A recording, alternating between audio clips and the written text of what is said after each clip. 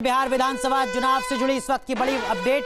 शेखपुरा से जेडीयू उम्मीदवार आगे चल रहे हैं। बेतिया से बीजेपी की रेणु देवी 596 वोटों से आगे चल रही हैं। दीघा से बीजेपी के संजीव चौरसिया आगे चल रहे हैं। तो लगातार अलग अलग सीट आपको बता रहे हैं। विक्रम सीट से कांग्रेस के अनिल कुमार आगे चल रहे हैं। कुम्हरार सीट से एनडीए उम्मीदवार संजय कुमार आगे हैं।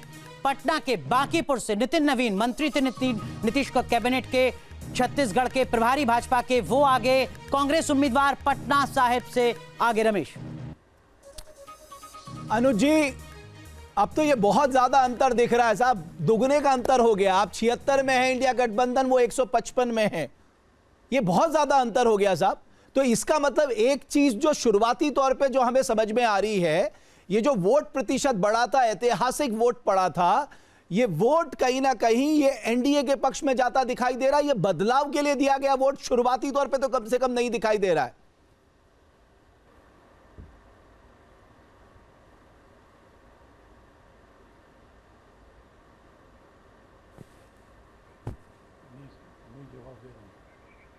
थोड़ा सा नेटवर्क इशू है, लेकिन हम दोबारा कोशिश करते हैं। लेकिन ये सर मनोज जी, तो ये तो क्लियर कट है, मतलब शुरुआती तौर पे कि ये बदलाव के लिए वोट नहीं था, ये सरकार को यथावत बनाए रखने के लिए वोट था। एक तो वो, दूसरा मुझे लग रहा है बाद में जो कैंपेन बहुत हाइक हुआ, एक तो महिलाओं की वोटिंग बढ़ने से हुआ ही, दूसरा कैंपेन हाइक होने से भी मुझे लग रहा है जो लोग एनडीए के पक्ष में थे उनको ये लगा कि हम घर बैठ जाएंगे तो हमें वो नुकसान हो जाएगा। और मुझे ये भी लग रहा है कि इसमें जैसे छठ पर्व जो हमारे यहाँ का सबसे बड़ा पर्व है, उसमें जो लोग प्रवासी लौट के गए थे और वो रुके रहे वहां पर, वो रुक गए। हाँ, वो रुक गए। मतलब ट्रेन से भी ले जाया गया यहाँ से, ट्रेन से ले जाया गया। ये संख्या तो कम होगी, लेकिन जो छठ मनाने गए वो रुके रहे वहां। लेकिन पहला दौर जो हुआ 6 तारीख वाला, उसमें स्वाभाविक ढंग से चूंकि 27-28 को छठ था, तो लोग 5-6 दिन एक्स्ट्रा, ऐसे भी 2-3 दिन लोग रखते ही हैं।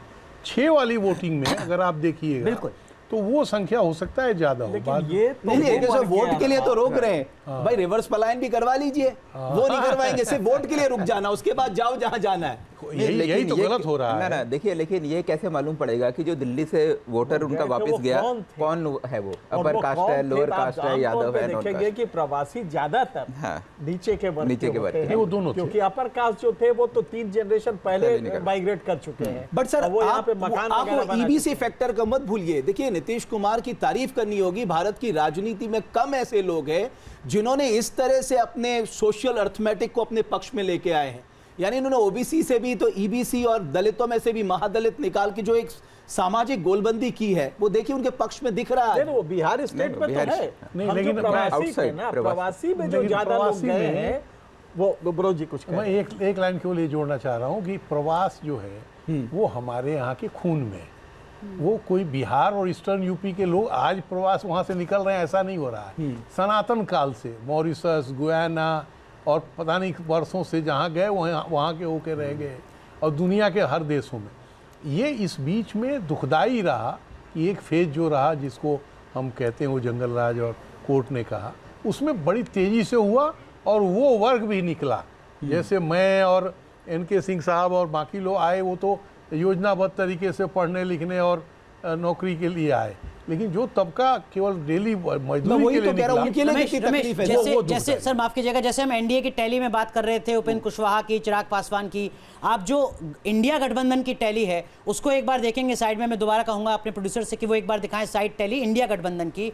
वहां मुकेश सहनी की जो पार्टी है वीआईपी, उसका खाता तक नहीं खुला है। जो डिप्टी सीएम के उम्मीदवार थे, जो लेफ्ट पार्टी है, वो सिर्फ एक सीट पर है। उन्होंने राहुल गांधी को वहां मछली पकड़ने के लिए उतरवा दिया, तालाब में कुदवा दिया वोट। हाँ, तालाब में कुदवा दिया बकायदा, जो डिप्टी सीएम बनने चाह रहे थे। हाँ, वो 2-4 और बनते, लेकिन वो डिक्लेयर नहीं हुए। जो कूदने वाला है उस पे भी तो दीपक झा साहब है। दीपक झा साहब, ये जो वीआईपी वाले हैं, इन्होंने राहुल गांधी जी को वहां तालाब में कुदवा तो दिया, मुकेश सहनी जी, और मछली भी पकड़वा दी।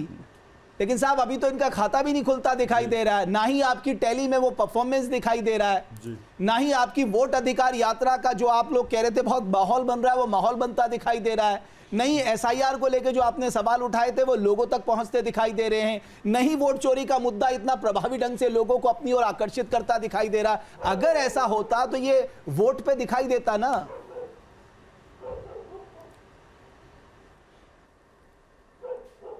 देखिए, अगर बिहार की जनता के लिए कि बिहार की जनता किस तरीके से मेहनत करती है, किस तरीके से तालाब से मछली पकड़ती है, अगर उसको कोई नेता अगर जा रहा है तो आपके इन तथ्यों से तो व्यंग्यात्मक लग रहा है भाई कि जो करना है कर लो। तो बिहार की जनता पे उसकी रोजी रोटी के तरीके पे रमेश जी कम से कम हंसना तो किसी को नहीं चाहिए, चाहे मैं हूं, चाहे आप हों, चाहे कोई भी हो। झा साहब पलटिए मत बात को, अब आप मेरी बात समझिए। देखिए हर उस व्यक्ति हर उस व्यक्ति का सम्मान है, हर उस व्यक्ति के काम का सम्मान है, लेकिन सवाल यह है बातें बड़ी बड़ी और जब नतीजे आए वो आपके पक्ष में नहीं आ रहे हैं, इसलिए आप रमेश जी हंसिए मत, रमेश जी हमारा मजाक मत बनाइए, गलत बात है साहब। एक्सेप्ट करिए विद ह्यूमिलिटी कि साहब आप ग्राउंड में वो चमत्कार नहीं कर पाए जिससे जो आपसे अपेक्षा की जाती थी।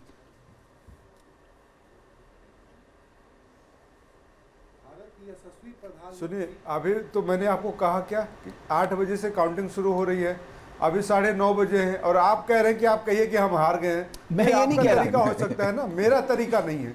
मैं तो अभी कह रहा हूं अभी 10:30 बजे के बाद हम दोबारा आपसे बात करेंगे, दोबारा चर्चा करेंगे। अभी तो शुरुआती रुझान है भैया, अभी तो 500,000 वोट नहीं काउंट किए गए होंगे, तो आप कैसी बातें करते हैं जहां पे लाखों वोट पड़ते हैं। तो रमेश जी कृपया करके आप भी सब्र रखिए, लेकिन अगर आपको जिताने का शौक है कि आप एनडीए को जिता रहे हैं, नेशनल डिजास्टर को जिता रहे हैं, तो आपको बधाई हो। जहां भक्ति है हर शब्द में, कथाओं में छिपे हैं दिव्य रहस्य और ज्योतिष देता है जीवन को दिशा। धर्म से जुड़ी हर बातों को जानने के लिए हमारे चैनल स्तुति को सब्सक्राइब करें।